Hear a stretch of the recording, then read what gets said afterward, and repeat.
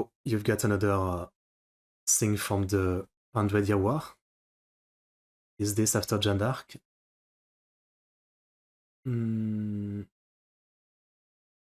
Okay, let's watch that. Right here. This is the Battle of Poitiers, 1356, the capture of a king, 100 Years War by History March. What was the last episode we watched with Jeanne d'Arc? Let's see. What was the timeline? Yeah, it was the Siege of Orleans, which was 1428. Oh, okay, so this is quite a bit later. So she's probably already dead by now. Okay, okay. Wait, I lost the video. Here we go, so yeah, Battle of Poitiers.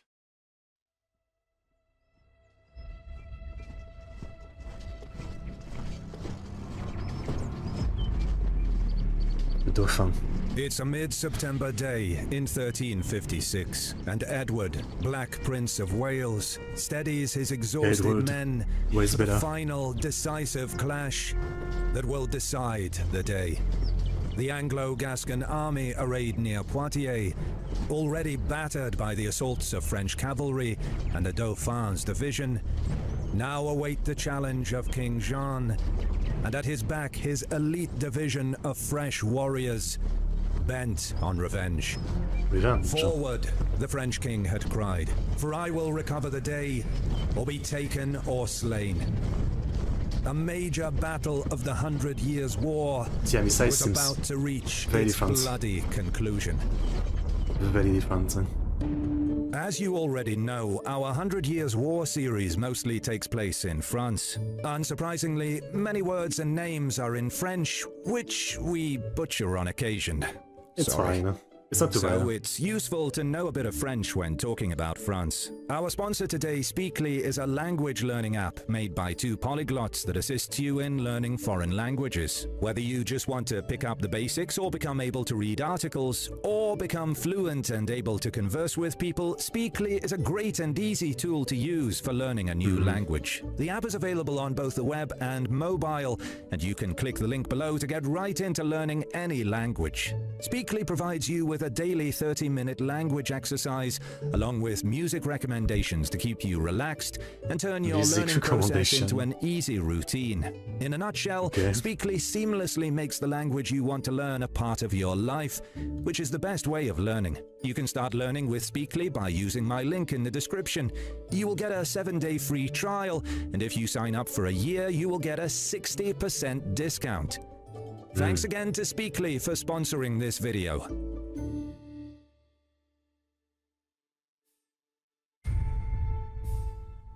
Edward of Woodstock, the Black Prince, remains in Gascony following his successful and destructive raid into Languedoc as the year of 1355 ends. In England, King Edward III, pleased at his son's success, urges continued pushes into French territory. Abiding to the sound principle that while your enemy is down, you should seek to keep them there, the Black Prince obliges. As 1356 progresses, the Anglo-Gascons conquer 36 fortified towns and castles in all, to the likely consternation of King Jean. Matters were not any better back north. A flashpoint in events erupted with the abrupt arrival of King Jean himself at Rouen Castle on the 5th of April. Jean's son and heir, Charles, was hosting a party that included one of the senior nobles of the kingdom. Another Charles, ominously nicknamed the Bad, was in attendance, and he was the focus of the king's paranoid ire. Similarly to his ally Edward III, Charles the Bad had a claim to the French throne through his female descent of Louis X. He already ruled as King of Navarre, held substantial lands in the Duchy of Normandy, and was married to King Jean's daughter since 1352.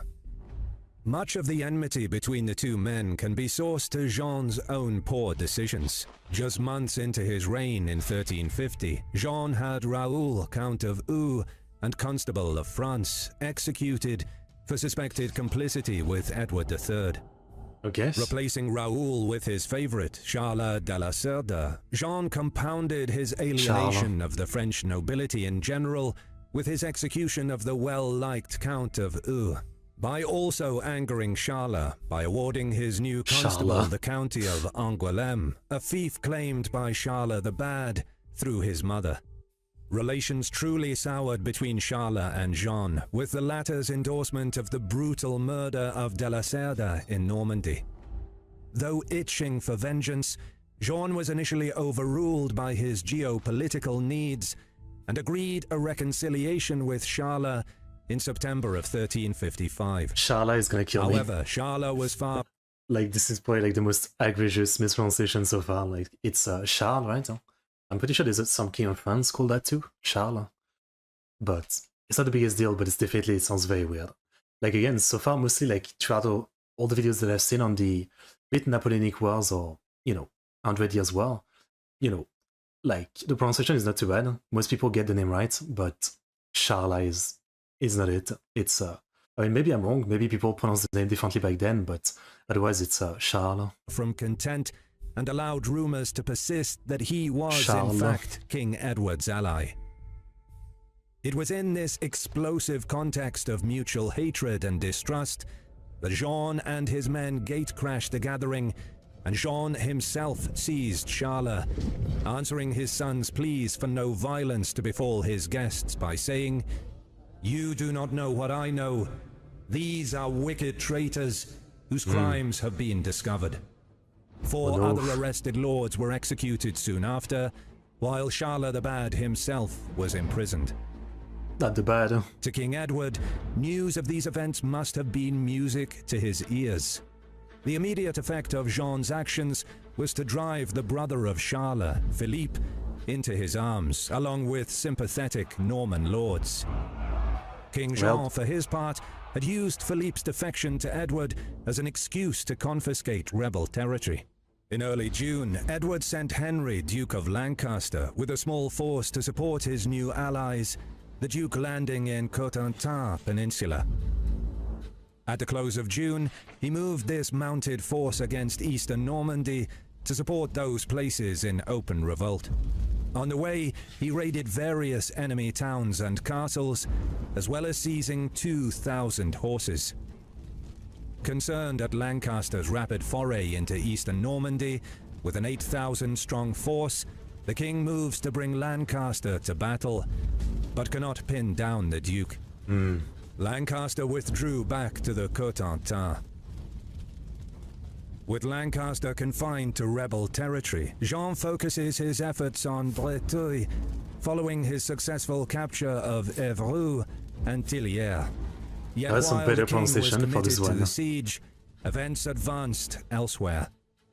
King Jean had not been ignorant to the threat of the Black Prince, his son's gathering force at Bourges, initially intended to reinforce the south. However, with French attention temporarily fixed in Normandy, the Black Prince moved into the vacuum of south-central France. I see. Yet Edward had concerns of his own, and though he and his lieutenants had That is so established many forward German. bases for a push north, his Gascon allies had genuine worries about the safety of their lands. In contrast to his poor showing the previous year, the Count of Armagnac was now on the offensive, recruiting men and launching raids and operations of his own in the southwest. To mollify these concerns, Prince Edward divided his army, assigning 2,000 men to defend Gascony, while the remaining 6,000 would still undertake the chevauchée. Chevauché? Edward and his 6,000-man army set out from Bergerac on the August 4th It's like and riding or steadily something. progressed north around 10 miles per day. As previously, the Anglo-Gascon army avoided strong fortified places and fell upon weakly fortified and garrisoned settlements. In the region of Limousin, they repeated the ruinous damage inflicted months before in Languedoc. However, on reaching Bellac on the 16th, they spared the place on account of its belonging to the widow of the Earl of Pembroke, a relation of the royal family. Ah, nice. As the Black Prince's army carved its way deeper into central France, he may have assumed a similar kind of campaign as in Languedoc, meeting scant resistance. Yet the prince was not above caution, and though eager to trap and defeat the Count of Poitiers in Bourges, Edward's columns remained anchored to the intelligence provided by its scouts. A reconnaissance force of men-at-arms led by James Audley and John Chandos rode ahead. To the east, the Count of Poitiers receives orders from his father, King Jean, to hold the line of the Loire, while also sending extra men to fortress along the river. The Count withdraws from Bourges to Decize across the river, thus depriving the Anglo-Gascons a potential prize.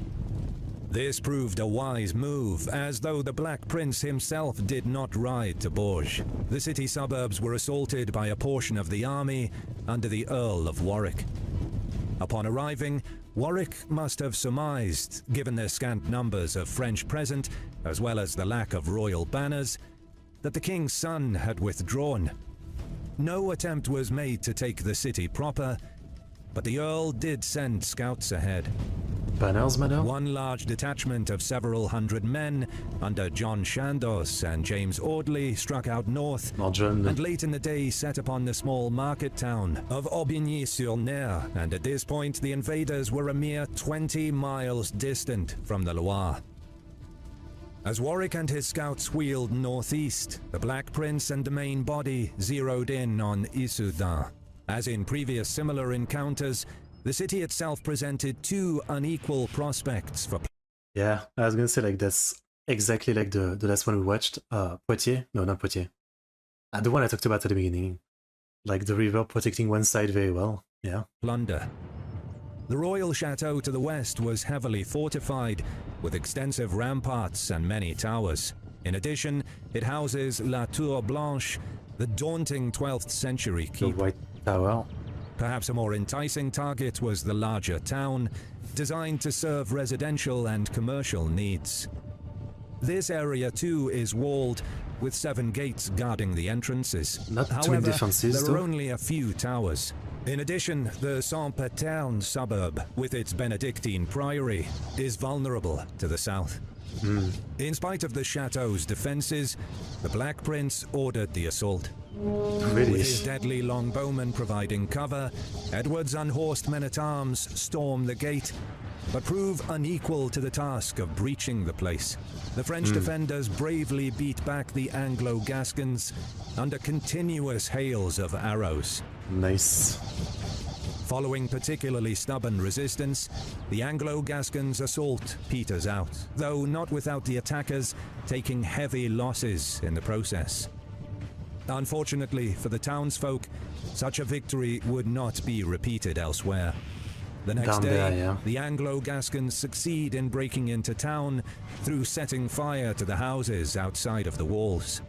Damn. Rapidly spreading to engulf the very gate itself, the conflagration sweeps through town and into suburbs. Despite his general order to preserve church property, the churches of Saint-Cyr and Saint-Jean are destroyed. The majority of Issoudun is reduced to ash, great parts rendered unlivable for years after.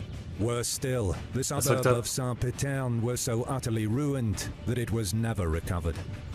As with his destruction of the suburbs of Carcassonne and Narbonne the year before, Edward probably hoped such a brutal demonstration would foster doubts among the locals, especially the nobility, as to the effectiveness of King Jean to defend his subjects. I mean, maybe it would, but at the same time, this kind of thing is kind of like the opposite, right? Like, well, the opposite. It definitely will make people more mad and try to raise even more troops to fight you. With the smoke of Issoudun ominously blackening the skies, the Anglo-Gascon main body moved on towards Vierzon. Meanwhile, Sorry, so they don't even try to get into the castle? They just, like, fucked up the regular people's houses and they left? events had advanced to French favor in the north. Though stubborn in his investment of Breteuil, King Jean was not entirely blind to the deteriorating situation south of the Loire. Jean achieved success by bribing the defenders and allowing them free passage back to rebel territory. With the month-long siege concluded, Jean had returned to Paris, while at Chartres, a large army was assembling under the direction of the marshals Clermont and Audruem, an army that Jean believed would achieve the ruin of the Black Prince. By the 28th of August, Prince Edward had reached the charred remains of Vierzon. Meanwhile, Warwick was also converging on the town, and without the scouting party under Chandos and Audley busy further east, the Earl and that one guy in the middle is not in a good state. It's called Gris Mouton, which means like grey sheep for some reason. I don't know why his name is literally like it sounds like a nickname, right? But it's his name, Gris Mouton. Okay. dispatched the Captal de Bouche to scout ahead with another force. The absence of Chandos and Audley proved fruitful, as following their raid on the town of Aubigny, they encountered the French scouting force under Gris Mouton, and a skirmish erupted somewhere in the area north of the Cher River. From this encounter, the Black Prince was now informed that a large army was indeed mustering to crush him at Chartres. The mere presence of their foe also provided King Jean intelligence of the invaders' close proximity to the Loire itself. At this stage, though, Edward was still confident of the arrival of Lancaster's army from Brittany. He's coming. In truth, there would be no unification of invading forces. Lancaster had indeed attempted to cross the Loire, but found all bridges broken or heavily guarded. At Le Pont de Serre, Lancaster was halted by the prospect of overcoming heavily defended island fortress. With his options confined to assaulting other strongly held bridges, and the Loire itself flooded from Nantes to Saumur, Lancaster had little choice but to turn back. Meanwhile, two other skirmishes near Romorantin resulted in the defeat and withdrawal of Boucicaut and his surviving followers to the castle. Upon learning of the engagements, the Black Prince, according to Froissart, said, "We will ride that way. I would like to have a closer look at them." Okay. This proved an error, as though severely outnumbered, Boucicaut was a determined foe and would not meekly surrender without a fight. It would take Edward 5 days to finally drive the defenders from the keep with incendiary attacks, though it's likely the beleaguered defenders felt the effort more than worth it to buy their king more time to trap and destroy the Black Prince. Yeah, good job. Edward did not help matters. He moved westwards and remained at Monthuy, near Tours, for a further 4 days, perhaps in hopes of joining with Lancaster. But it's not coming. An assault on Tours itself failed. The fires set in the suburbs forestalled by heavy rains. Nice. Worse news was to follow for the invaders. On the 4th of September, King Jean departed from Chartres, and 4 days later had... Is this like a mislabeling? Like, at the top it's written John, but in the subtitles and he keeps saying Jean. Was it King Jean or John? reached the Loire. John. Jean crossed at Amboise, with other parts of the large French force crossing at different points. With Jean's crossing, the French king sat just 20 miles from the Anglo-Gascon position. His provisions almost exhausted by the siege of Romorantin and delays, Edward moved his army to Montbazon to avoid a possible encirclement. There you go. With the French in pursuit, the invaders moved south via Saint-Maur, then La Haye, to arrive at Châtellerault on the 14th. Despite the urgency, the prince remains for 3 days, hoping for good news that Lancaster will, after all, march to unite their forces. However, his scouts inform him that there's no sign of Lancaster's army, and the reality he will have to face the French alone weighs heavily on the Black Prince's mind. King Jean raced south parallel to his enemy's line of march and reached Chauvigny by the 15th. Back north, the Black Prince had decided to confront Jean at this crossing point of the Vienne. However, by the time they reached the road, the Anglo-Gascons found the French had already mostly passed across their line of march via Chauvigny and are heading towards Poitiers. However, mostly, and not all, While the main body proceeded southwards towards some woods, Gascon riders attacked part of the French rear guard, losing many men, according to one source. At Poitiers, King Jean's main body links up with yet more reinforcements that had marched from Saumur, so that on the 18th, King Jean displays his army into battle array near Poitiers and sends out a scouting party under Eustace de Ribemont to discern exactly what he's facing. It's discovered that the invading army is deployed in a strong defensive position. Prince Edward's men had wooded terrain protecting their rear, while also occupying high ground on the edge, an area that was itself protected on one side by the Muson River and marshland, with a thick hedge running the length of the Anglo-Gascon line. The Anglo-Gascon vanguard is anchored close to the marshy ground and Muson River to the left, while on the right stands the Earls of Suffolk and Salisbury. As I say, why not just attack them from the side? Dig defensive ditches to guard the flank. In the center stands the Black Prince himself, all men dismounted aside from a small reserve to the rear, under the command of the Captal de Buch. With the enemy position reported as such, Jean decides to take the advice of de Ribemont, who suggests dismounting due to the broken terrain and clearing Edward's archers on the flanks before engaging the rest. Okay. Jean thus divides his army into 3 main dismounted divisions. The first under the Dauphin, the second commanded by the Duke of Orleans, and the third largest group under himself. To clear the deadly archers from the field, Jean deploys 2 additional groups of mounted men under the command of the Marshals Clement and Audouem, respectively. Yet though fully prepared for battle, the Black Prince was also cognizant of the danger. Though brave and confident enough, Edward also considered the wisdom of a negotiated settlement. The Cardinal of Périgord now rode from Poitiers with an escort for this very purpose. Unfortunately, given the general mistrust of the emissary and the stronger bargaining position of Jean, these discussions never had a chance of success. Perhaps in wait, what does it say? A joke spread to the English ranks that since the Pope is clearly a Frenchman, we pray that on the day of battle Jesus Christ will show himself as an Englishman.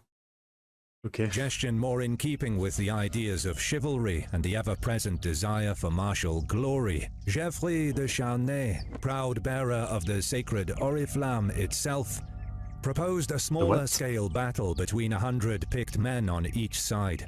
Okay. However, the other more realistic captains present simply suggested that the Black Prince himself, as well as his own chief lieutenants, surrender themselves. Though nothing meaningful was achieved, a short truce was set in place, which gave the Black Prince's men added opportunities to improve their own position. Yeah, not good.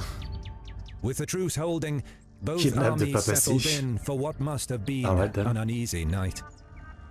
Though the breakdown of talks likely didn't faze the French, Edward was also quietly confident in the abilities of his men, though he took the time to tour the camp and urged his captains to keep their warriors close to their banners until the day was won.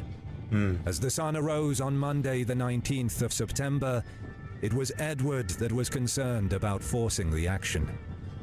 Though willing to negotiate and having the smaller force, he also knew his army's supply situation, already bad, would only worsen, and so his army could not remain rooted there indefinitely. Gotta win fast. Though Jean had a plan, however, he did not account for the initiative of his marshals. Either wishing to provoke an assault on his strong defensive position, or simply beginning the general withdrawal, the Anglo-Gascon left under Warwick began to move off south towards the ford. Spying this from his position, Marshal Audouem makes a fateful decision to charge, believing that if he waits, the Anglo-Gascon force may once again slip through the king's grasp. Hurriedly dispatching word to Clermont. I mean, it actually doesn't seem that stupid right now, but I'm guessing it's gonna go terribly. It actually seems stupid on the Black Prince side to split the already outnumbered forces, right? So right now it makes sense. Audreheim's cavalry thunders towards Warwick's division. However, Warwick orders a halt to face the threat, while longbowmen covering his maneuver move into cover in the marshy ground. As the French closed, the longbowmen loosed their deadly volleys into the flank. The slaughter or wounding of the French horses served to disrupt the cohesion of the charge. The animals panicked, either throwing their riders, simply refusing to advance further, or even fleeing the field. Smart horse. In this confusion, Warwick's men-at-arms completed the defeat. Among the wounded was the Lord Douglas, who only escaped by being hauled to safety by his companions. The remnants of Audreheim's men slunk back to the main lines. And why is the rest of the army just being chilling in a bike? I mean, we've seen it a few times so far, and I know that, you know, back then orders came slow and, you know, any movement came slow, but we've seen a few times in this 100-year war battle where, like, yeah, like a portion of the army is going to fight while the others are just waiting and doing nothing. It seems kind of insane to not only sound like this much right now. I know one of the marshals decided to do it on his own, but once they notice it, they should like follow through and attack, rather than let those units fight on their own. However, the bold marshal himself was made a prisoner. Good job. Meanwhile, on the French left, Clermont had been skeptical at Audreheim's claim of an Anglo-Gascon withdrawal, yet he nonetheless mirrored his fellow marshal's charge. Yeah, nice alone. Perhaps coming slightly after Audreheim's, Clermont managed to maintain contact with his supporting men-at-arms. The hedge now proved an effective check, as waves of arrow shot stung the French ranks. Despite these obstacles, a fierce melee developed as the Anglo-Gascon men-at-arms blocked Clermont's advance. Froissart states that there were some knights and squires so well mounted that by the strength of their horses they passed through and broke the hedge. Cool. The fierceness of the fighting is perhaps attested to the fact that the Earl of Suffolk moved to support Salisbury, while, finally overwhelmed by the local numerical superiority of the Anglo-Gascons, the French attack was beaten back, though at the cost of Marshal Clermont. That the Marshal was slain rather than taken was, according to Froissart, on account of his altercation with Chandos. Unaware of the outcome of either mounted charge, the Dauphin's division crept steadily towards the right and centre of the Anglo-Gascon army. However, given the terrain, why is there still so many troops sitting back for there? the dismounted division, and many were cut down by Anglo-Gascon volleys, and the cohesion of their lines perhaps disrupted by fleeing survivors from Clermont's assault. As the Dauphin's men-at-arms contacted the hedge, they likely had existing gaps to exploit, already broadened by Clermont's attack, or in many cases had to tear new ones, before heavily engaging the enemy men-at-arms.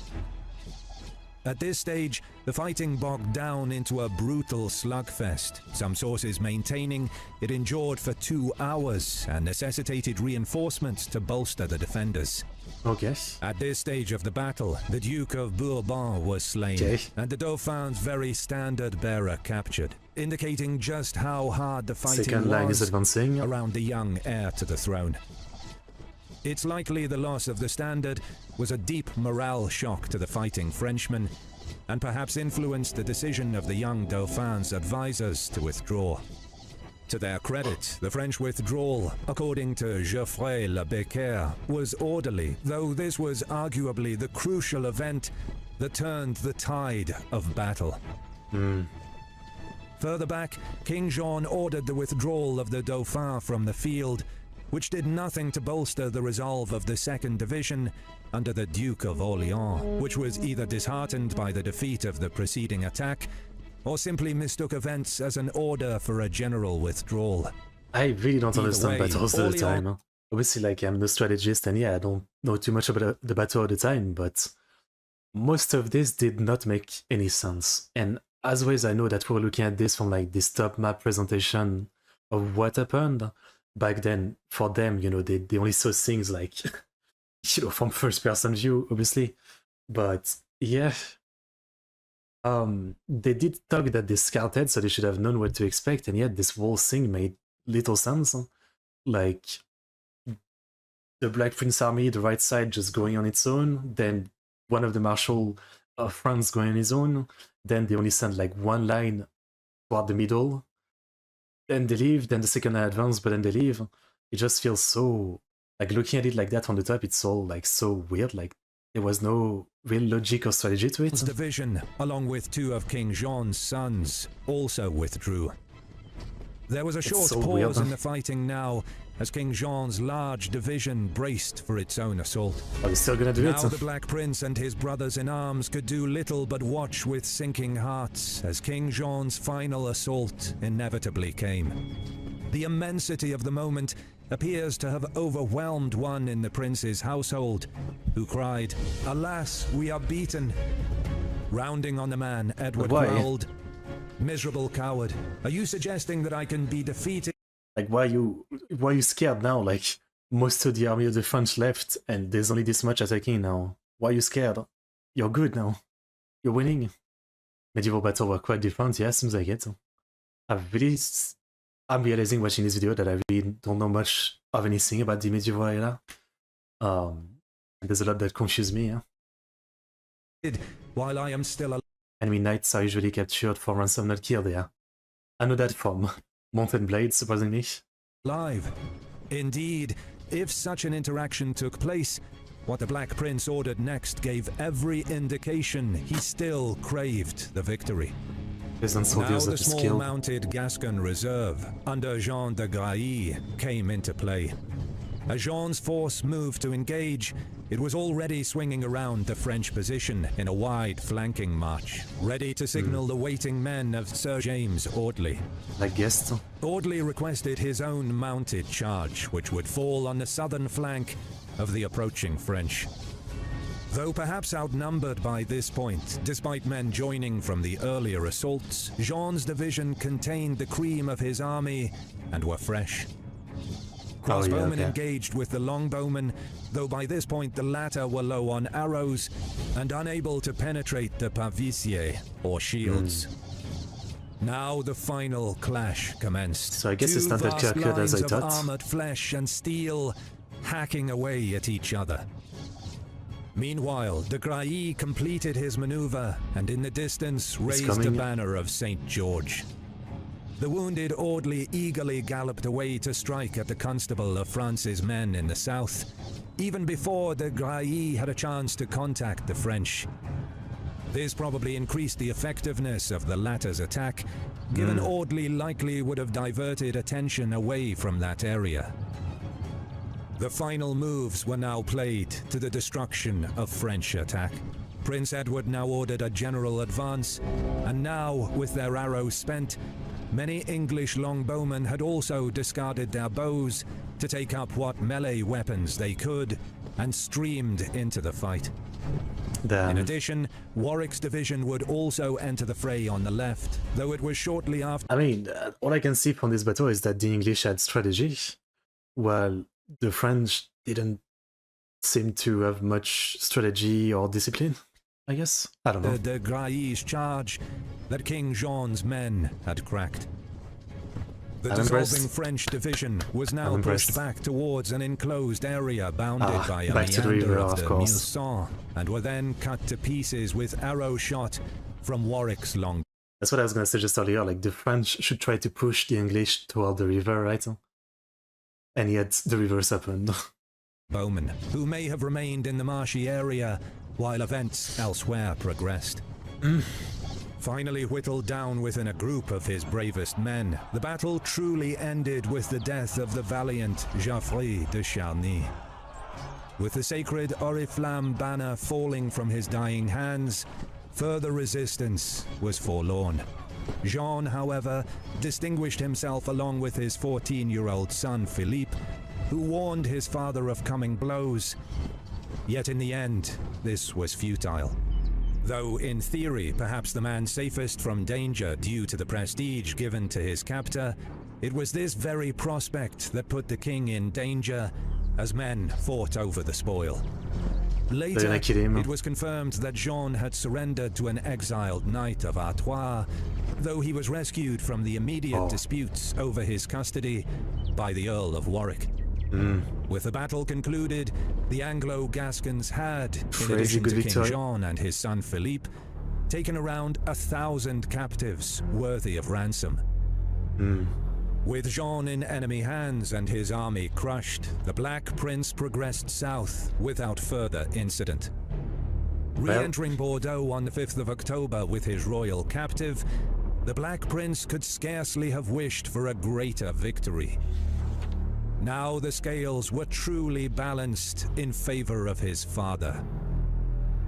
If you stayed around this far, thank you for watching. Don't forget to subscribe and leave a comment as a sacrifice to the algorithm. Sacrifice to the algorithm. That's a cool way to put it. I'm almost tempted to leave a comment. I guess I will. Very impressive. I mean, it does feel like the French just didn't have good leadership. You know, but at the same time, I guess the English did. They had good strategy from the beginning. Like the defensive position that they took, and then the handling of the battle. It was just very well done. That's all there is to it. Very well done. I'm genuinely impressed. Maybe one of the best turnarounds so far, I would say.